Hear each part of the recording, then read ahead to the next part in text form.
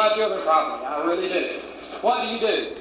Well, I train them to be a good moral person, and I don't want them to do anything that I don't do. You know, I have certain things I just don't do, and I'm going to teach my children how to do that, but that's natural. We naturally do not or teach those type of things. But that's not enough to build a solid foundation underneath that child. You say, well, why? Let's look at several areas. You think about this and you apply it to your life yourself. What about their school lessons compared to their Bible lessons? What about their school knowledge compared to their Bible knowledge? It's an extreme difference, isn't it? Just a great difference. How many hours a week do they put into school? Materialistic. How many hours a week do they put into their eternal destiny? Their popularity is so important. To be popular among the peers, and that's good that they are recognized in school for lots of things. Nothing wrong with that. But sometimes it's so mandatory and so we are so determined that they are popular that we don't care if they have Christian friends or anything. You get in there with the people that you need to be popular with, and that's you be popular. Your school functions, social functions are attended better than the services of the church. They attend those much better than the services of the church. We can give our consent to let them attend dances and things of this nature where there's sin very much involved. Parents, we're better preparing our children materially than we are spiritually. That's all it all comes down to. Material is something that's going to fall. It's not just going to end when this earth ends. We can get prepared all day long for this life, but it's going to die, and our only reward will be the reward of men. We are preparing spiritually. It's eternal. Have you ever thought what eternity was? On and on and on and on and on and on. Have you ever really tried to pinpoint that? It's scary sometimes. Let me give you some rules for bringing a child down. When I say rules for laying a foolish foundation underneath that child. Parents, if we instill in our children's lives the things which I've just mentioned, the school function is so important, the popularity is so important, the school lessons are so important, and on, plus the things that we allow them to do and things that we do, which I'm about to mention, then their Christianity is going to have so many weaknesses, even if they become a Christian at all. At all. You listen to these, I'm just going to read them. You make a personal application to whether or not you're doing it or not, okay? Let them have plenty of money to spend as they like. Permit them to choose their companions without restraint or guidance. Let them spend worship and Bible class hours on the street with non-Christians. Make no inquiry as to where and with whom they spend their leisure time. Do not trouble to interest them in the Bible or to win them to Christ. Let them see that you think church attendance at all services is not important by missing services when you have visitors, when you feel the least bit sick, and things of this nature, but they see you the next morning go to work with the same circumstances still there, still feel a little sick, the visitors are still there, but you don't miss Monday morning worship or work. They never see us attend Sunday night and Wednesday, not one. So we teach them that this really isn't a necessary part of Christian life. It just really isn't necessary. So we're not going to be there. I'm saying all these things out of love. They let them hear you. They never hear you pray, especially for their salvation.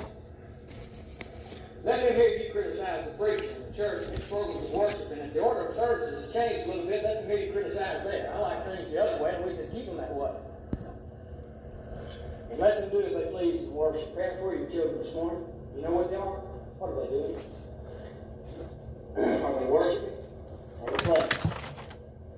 Parents, if we can answer yes to any of these questions at all, we answered one yes too many.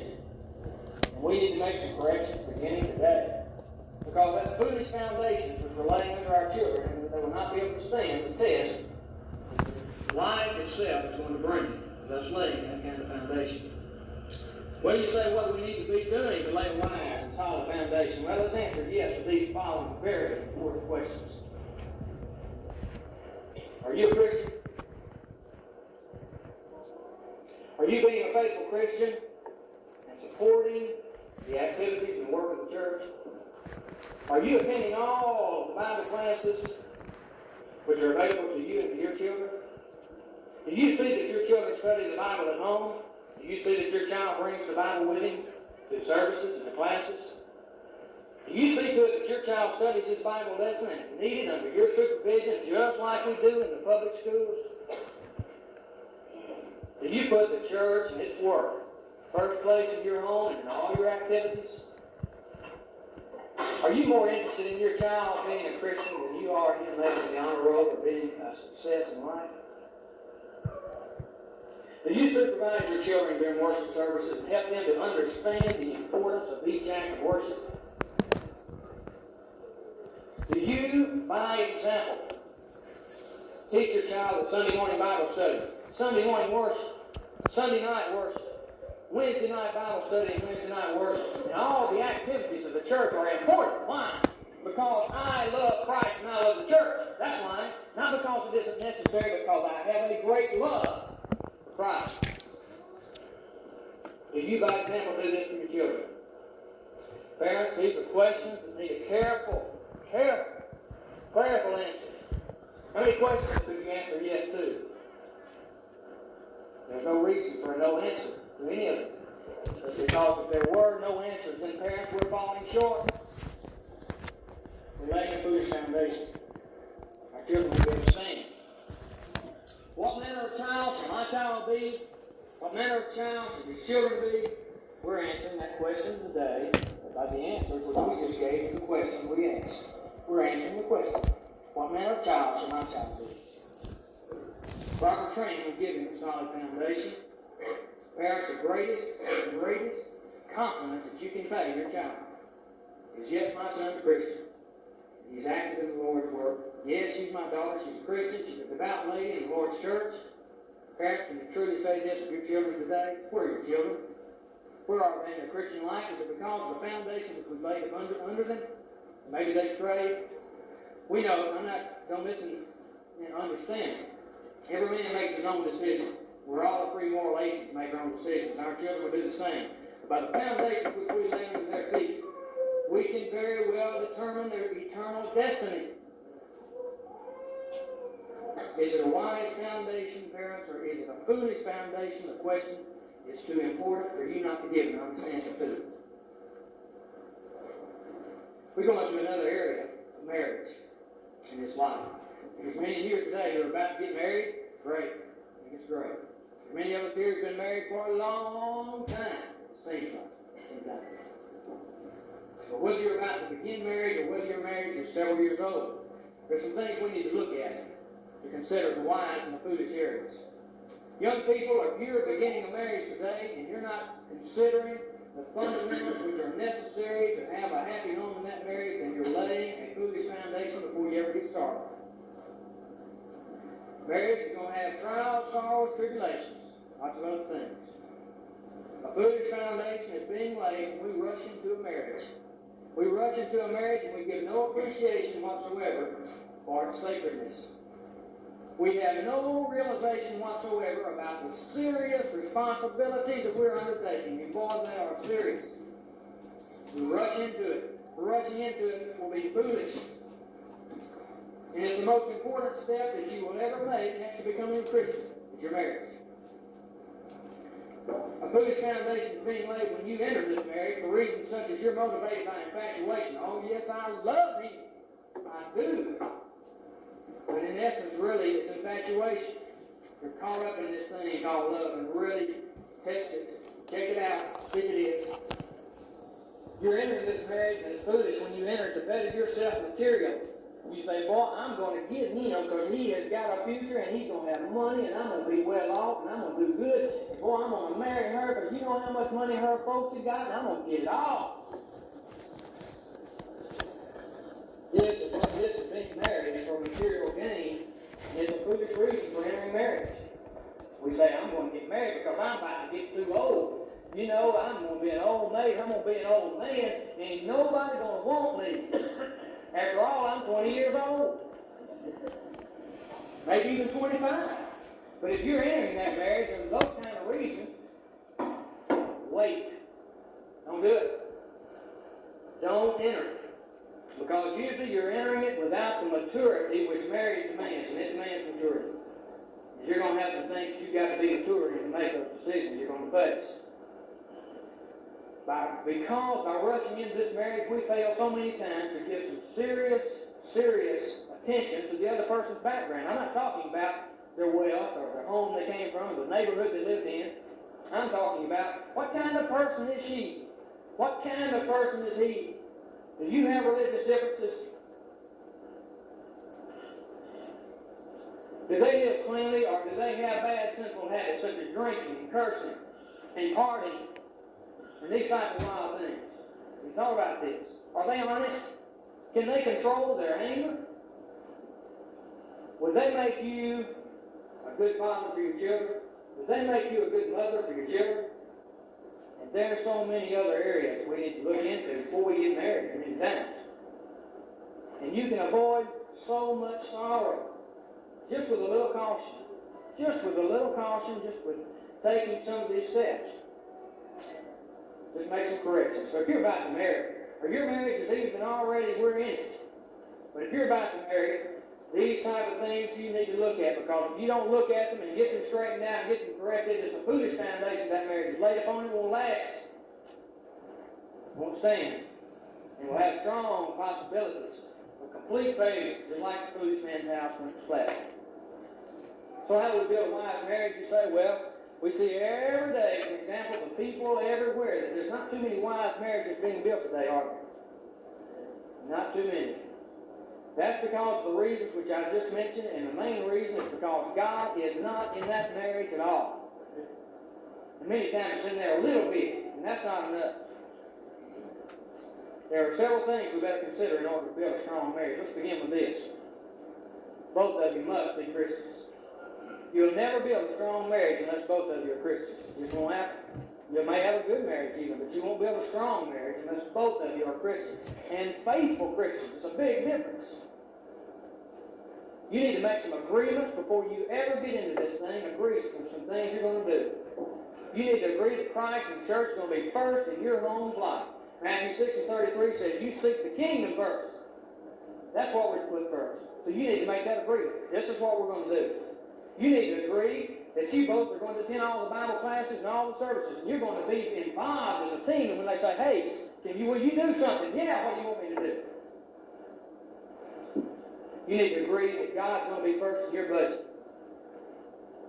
Because you're going to face in your marriage, one of the biggest things right off that's going to hit you will be monetary troubles. That probably causes more divorces than anything. But if God doesn't stay at the top of that budget, He's not going to find you pleasing at all.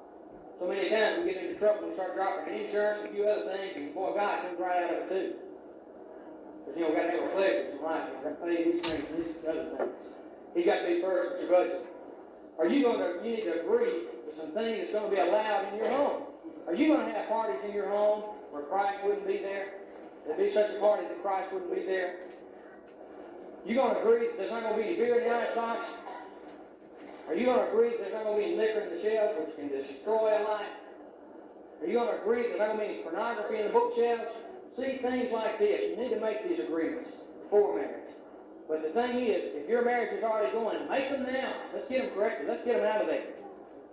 Let's do it now. And there's many other things we need to consider to build a wise foundation for marriage. If we put these in our marriage, we can be assured of a marriage that will not fail, because Christ, God, the church, they're in there first. They're there first. No matter how old your marriage is, begin today to make these changes, make these corrections. Marriage is going to bring you many joys. It's going to bring you much happiness. It's going to bring just about as much sorrow at times too. Lots of trials you're going to have to face, lots of decisions you're going to have to make. Christ is not there. Marriage won't stand. You really can't truly stand with this. Please consider this before you get married. Please consider if you are married. Let's get these things first in our life today for the sake of our homes, for the sake of our children. The Christian life, mothers, fathers, grandfathers, grandmothers, uncles, aunts. We talked to a few people here that you might say, you haven't included me yet. We're going to cover some folks now. Every one of us. All of us who are members of the Lord's church who begin building upon the rock. What are you doing today? Well, we answered from Matthew 7:21 what Jesus says. You're to be a doer of the word. He that doeth the will of my Father will inherit eternal life. Because we know in this parable, the wise man was a hearer and a doer. The foolish man was a hearer only. So we answer this question. When we say, what are you doing today? Oh, I'm a doer. I am a doer. One question. What have you done this past week for the service of the Lord, for the work of the Lord? What have you done in the past weeks for the Lord? Ask it. Ask it. Answer it honestly. Well, you say, I've attended some services. Attended services pretty good. I pretty well now on Sunday morning for 2 hours. Or maybe I'm there for 2 hours Sunday morning, 1 hour Sunday night, and 1 hour Wednesday night. Or we can break that up into any various number of combinations. There's only one right combination, but we say, well, I attend services. That's what I've done. Well, let me one thing. Services are necessary. Hebrews 10:25 says, forsake not the assembling of yourselves together as the manner of some is. That doesn't say forsake not Sunday morning service. That says forsake not the assembling. That means when the assembly gathers, don't miss it. That's a command. Too many people interpret that differently. It doesn't say Sunday morning. Services are necessary, very necessary, but if that's all you're doing, you are basically being like the foolish man. You're a hearer of the word only, basically. That's basically all that you're doing. We have got to involve ourselves in the work of the church. If you're only giving a few hours or a few minutes in a 168-hour week to God, to the church, to Christ, then you're standing on a sandy foundation for your Christian life. It's weak. It's weak. And the examples of others is causing them to be weak. Remember the words of Christ at Matthew 7:21. Not everyone that saith to me shall enter the kingdom. Lord, Lord, shall enter the kingdom of heaven, but he that saith and doeth, he that doeth the will of my Father shall enter the kingdom of heaven. There's the one that's going to get there. Doing Christianity, not just attending. Many leave the services. They'll leave here this morning. Many of us will. Never give another thought for the rest of the week about Christ, about the study of the Word, about the church. If there's asked during the middle of the week, what's going on with the church? Oh, I don't know. I guess they'll meet Wednesday night. Have no idea about what plan, what's being supported, what works are going on, because there's no involvement. Their entire week is spent building a foolish foundation. You say, what do you mean my whole week spent building a foolish foundation? I do a lot of things. But most of those things are, first of all, their work for the material living. Boy, that's number one, isn't it? Boy, just think of the hours we put in. Add them up. Just add the hours up that you put in a 168-hour week working that material living. And when I do get a break, don't ask me to do something for the Lord, because I got to have recreation. I've got to be entertained. Got to have recreation. And then the school activities of the children. And then, of course, civic work. You know, I'm so involved. Seems like they just call on me every time there's something to be done. Nothing wrong with any of these. The trouble with them is that they're put so high above the church. Mark 8:36 says, what shall it profit a man if he gain the whole world and he loses his soul? Work, recreate, school activity, civic work, you're gaining the world. What's it going to profit when he comes again? The rewards of men will be your only reward. On a scale of 10, I would say that about 9 1/2 of all these things are given to work and recreation, things like that. About 9 1/2 out of 10, and about half, 1/2 is given to Christianity. I don't think I'm exaggerating. That's my own figures, and it's just a make-up thing. But I believe we could actually look at that and believe it. About half. Just figure what you did this past week for the world. Matthew 6:20 and 21 says, we're not to lay up for ourselves treasures upon the earth. We're lay up for ourselves treasures in heaven. But where a man's treasure is, that's where his heart is also. That's why I can say that about a half of a point is given to Christ and work, because you can see where people's hearts are. Work, recreate, school, civic work. I've got to relax in my chair. I've got to have some easy time. Brethren, I'm convinced when we quit deceiving ourselves and thinking that Christ really is first in my life. He really is. Somebody asked me if Christ, yes, he's first in my life. I'm convinced when we quit deceiving ourselves about this thing, that we're really and truly putting Christ first, living the Christian life first, doing His will, you're going to see the church so full, we'll have to build a new building. You're going to be seeing souls saved so fast you won't be able to keep count of them, because His children will be doing His will and not just attending it. Christian life. Let's begin today to build a wise foundation for the Christian life. Let's start today to change all of this. Our eternal life depends upon it. Isn't that important? Let's begin today to put Christ first in our life. Let's begin today to attend all the services of the church. Let's say right now where you're sitting, I am going to be back tonight. I'm going to be back tonight. I'm going to be back Wednesday night. I'm going to be back next Sunday morning at 9 o'clock because I want Christ first in my life, because I love Him, and because my eternal destiny depends upon Him. Isn't that important? Can you make that commitment right now within yourself? It encouraged me and others so much to see its whole group back tonight to hear Harold speak. Be great. But because of materialistic things, we don't think we ought to be here. We've got other things to do. And it brings tears to my eyes when I think my own relatives and others don't think enough of the church and enough of Christ, my own brothers and sisters in Christ, to even come back and give them an hour tonight. It's not important. It doesn't say in the Bible. Show me where it says. This is something I don't have to do. Find me an area that I don't have to be a part of. I'll do it if it says ABC. Let's take the attitude of Paul, Luke 9 and 6. What will you have me to do, Lord? Tell me what you have me to do. Or Isaiah 6 and 8. Here, my Lord, send me. What do you want me to do? Yeah, I'll do it. Just tell me. I'm not going to say, do I have to? Now, you show me now if I have to, then I'll do it. But do I have to? Let's just say, here am I, send me. What do you want me to do?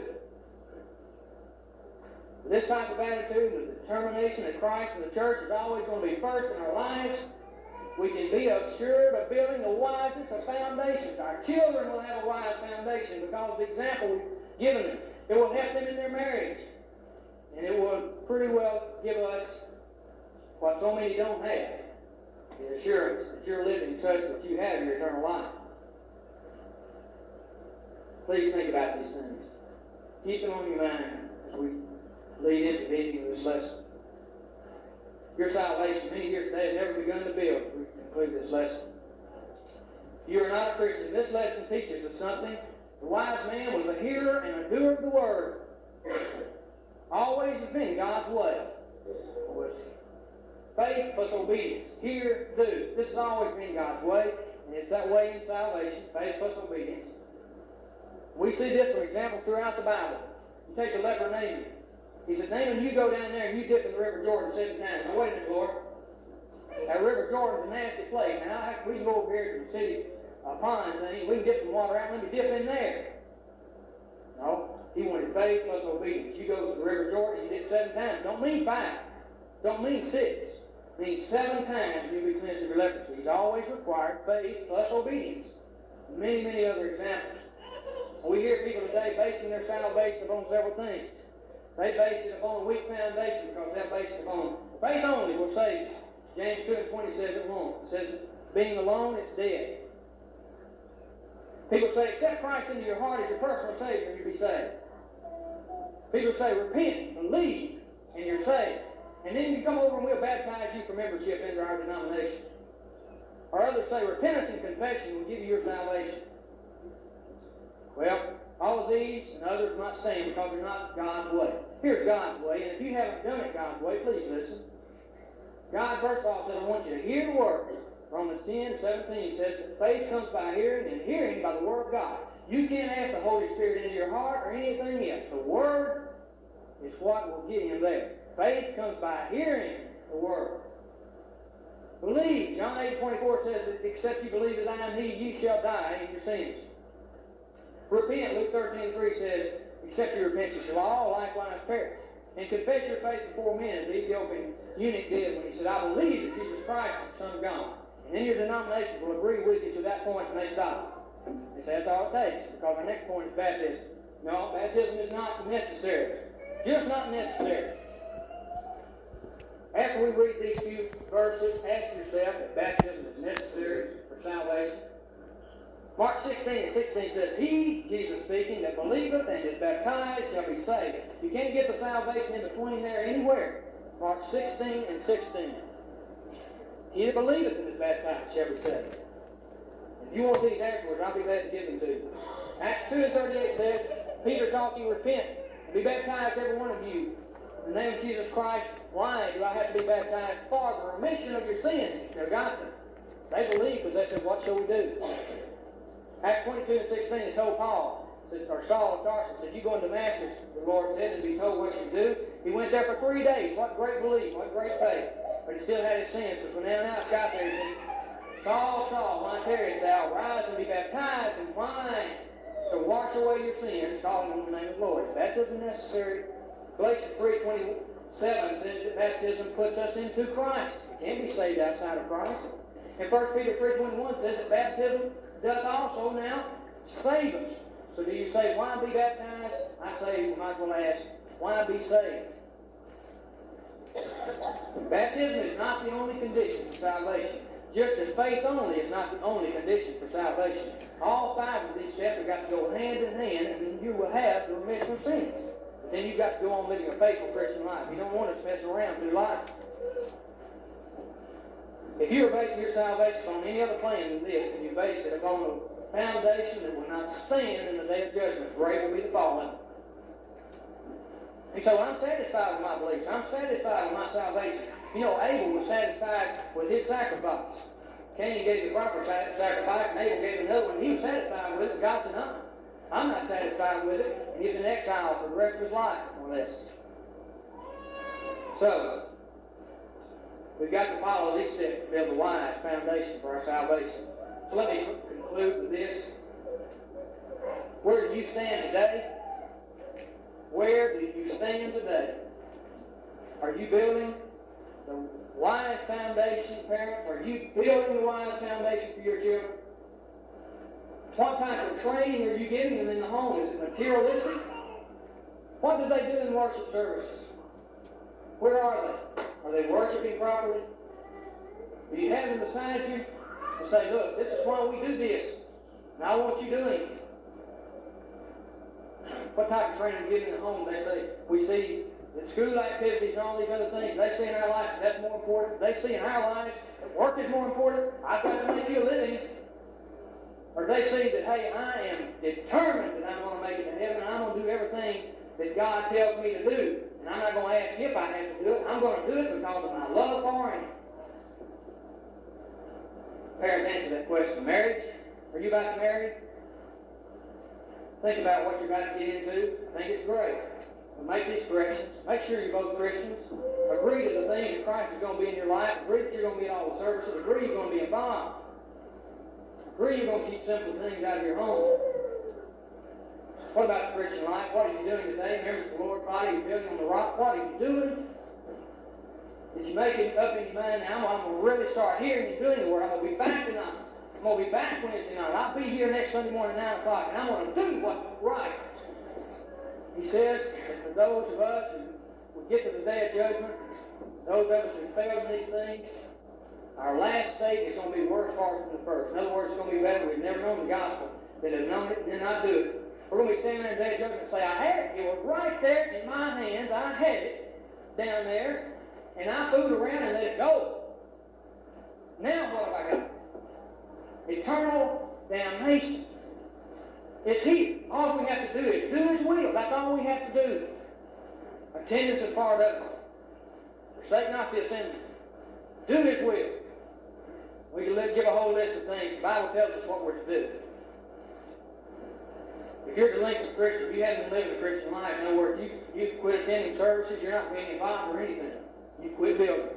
Trials and temptations and sorrows of life have pulled you down. But He's still there. He says, just come on back. Come on back. Because we find ourselves in this condition when He comes again. He ought to be here this afternoon. We ought not be here this afternoon. We find ourselves in this condition. Great will be the fall of us. Great will be the fall. It's too important not to answer honestly. It's too important not to make your corrections. Why, you can.